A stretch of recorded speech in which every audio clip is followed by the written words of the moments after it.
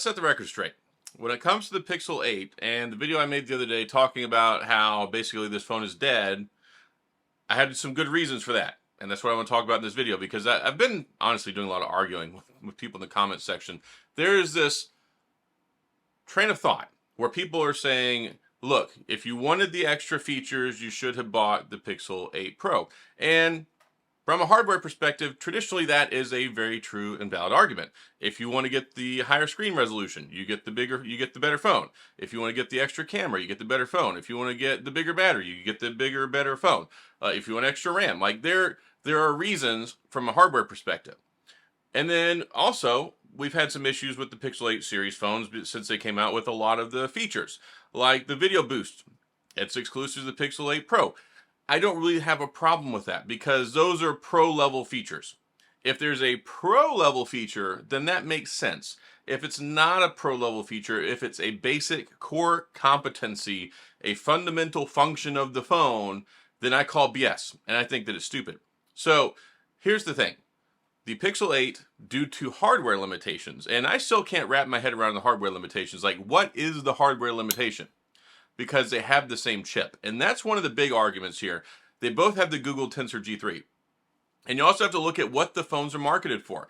Google came out and they heavily marketed these as being the first AI smartphone. They advertised all their AI features. They talked about all their Google AI. They talk about being the smartest smartphone and all those different things. So the reason you buy this phone, there's really only three reasons.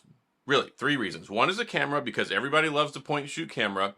The other is because some people like stock Android or they like the Google Android experience. And then three is the AI. And the whole reason that Google worked with Samsung to make this Tensor chip is to power the AI features in the phone and to run Google's AI. So when you have the very, very, very first on-device AI model Google has pushed out, which is called Gemini Nano. They have three versions of this AI model. They have the Pro model, which is like a big high-level thing. They have the Gemini, and then they have Gemini Nano. And Gemini Nano is the on-device AI model that's supposed to assist and help out with the AI functions. So right now it doesn't do a whole lot. Really, it's only doing like powering smart replies. I'm like, okay, if you're telling me that the Pixel 8 with the Tensor 3 is so bad that it can't even run a fundamental first ever AI model on the phone to power smart replies or to do a summarization of a conversation in the recording app. That's really about all it's doing, other than maybe some work with the video and the photo processing. What's the point? Like, if it can't run the very first AI model to come out with, and I consider the AI model, I don't consider that a pro level feature. I consider that a fundamental feature that both phones should have, because that's how they were advertised. If you advertise this phone and you advertise the Tensor G3 and you talk about all these crazy processing points it can do, all this crazy Google AI stuff that it can do, and then the phone that just came out less than 5 months ago can't run that feature, what does the path forward look like? What does it look like a year from now? What does it look like 2 years from now? What does it look like 3 years from now? This phone is supposed to be supported for 7 years, and you're telling me that it's running the same chip as the Pixel 8 Pro, and it can't run this fundamental AI model. What's the point? Like, what's the point in buying this phone? Go buy something else. Buy something that's actually going to be supported. Buy something that can actually do what it's designed to do. Yes, it's still a perfectly good phone.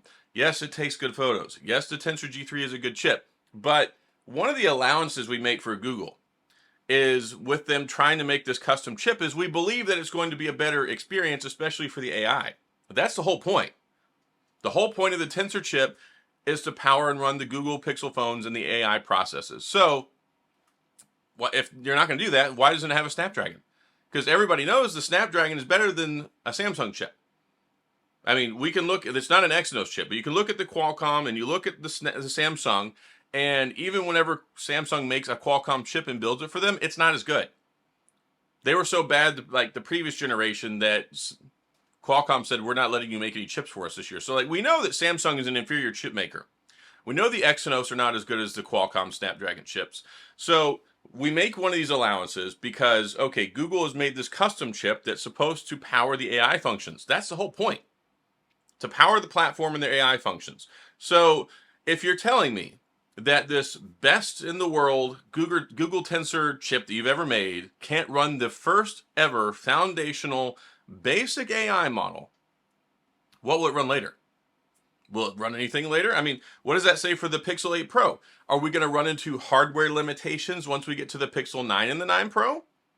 Probably. And then the Pixel 10 and the 10 Pro? So as you get further down the road, like if the same chip that's powering the Pixel 8 Pro can't even run the basic AI model in this phone, I don't see the point. And I feel like Google has misled us and false advertisement and lied to us, because that's the whole point of the phone.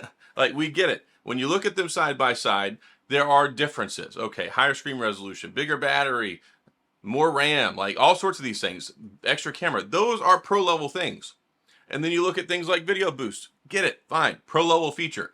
I don't have a problem with that not being available. Or the advanced features, or being able to unlock to 50 megapixel. I don't like that, but I understand it because it's a pro level thing according to them.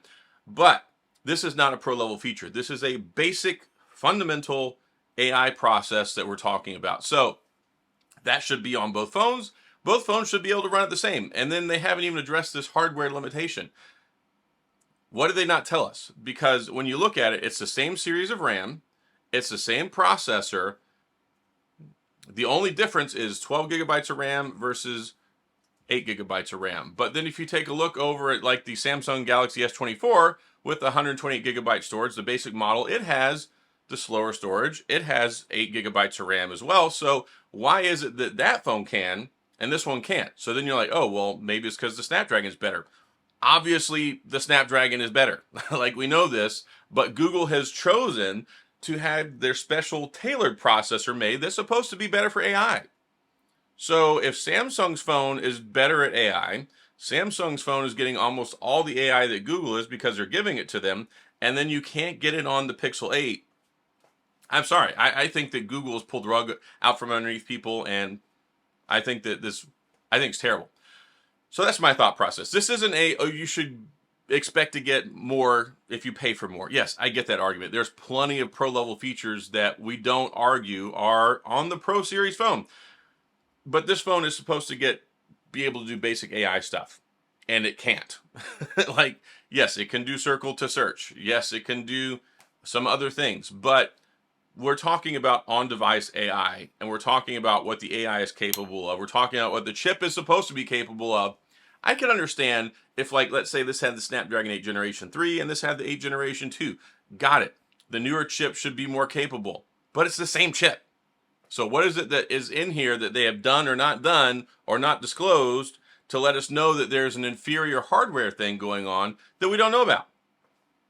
I mean, there has to be. Either they're lying to us about the hardware thing because they want to make it a pro level feature, which I think it's a core competency basic level feature, or there's something in the hardware that hasn't been disclosed that people don't know about that's causing it to have this hardware limitation. So that's where I'm at with this. Look, if you think it's one of those, okay, you shouldn't expect this feature. And then other people are going, oh, never buy hardware, never buy a product for what it can do, what it's supposed to do later, buy it for what it can do now. Okay, we did that, and then it's supposed to be a routine update. See, the phones, we know that Google Pixel phones get quarterly feature drops. Every quarter, we get new features, we get new updates. Every year, we get the new OS. These phones are supposed to be supported for 7 years. So if you're telling me basically this phone is dated, the hardware is outdated, and it can't run the basic AI feature 5 months after it, I will not trust them. I will not buy a Pixel 9. I will not buy a Pixel 10. I would be hesitant to buy a Pro. If they're going to make such an inferior piece of hardware that we're running into these issues 4 or 5 months later after the phone has come out, what does that tell you about the longevity? What does that tell you about how well it's going to be supported? What does it tell you about future feature drops? What does it tell you about the long-term support? I mean, we've seen it many, many times with Google. We saw it with Stadia. That canceled. That packed up shop and went home. I mean, there's been all sorts of things that Google has a history of not supporting. And this I call BS on. Like, you can have your own thoughts and your feels about it. If you think it's supposed to be a pro-level feature, look, this is an inherent, should be able to do process on the phone. This isn't even a feature. Google, like Gemini AI is not a feature. It's an AI model the phone runs that's supposed to help it do other things. It's supposed to help it with the on-device AI. This isn't like Video Boost or the Zoom Enhancer we still haven't got yet, or summarization of web pages. The phone and the hardware using that software model is supposed to help it to do AI tasks better. That's what it is, and it can't run it. So that's all I got in this video. That's my thought process. That's my logic. I'm sure there's going to be plenty of people who want to argue about it. Go to the comments, start typing away, and we'll go there. But that's all I got. If you have any questions, comments, all that stuff, you know where to go. If you enjoyed the video, please hit the like and the subscribe button and the little notification bell if you want updates when new videos come out. And as always, thanks for being here. I appreciate you watching, and I'll see you guys next time.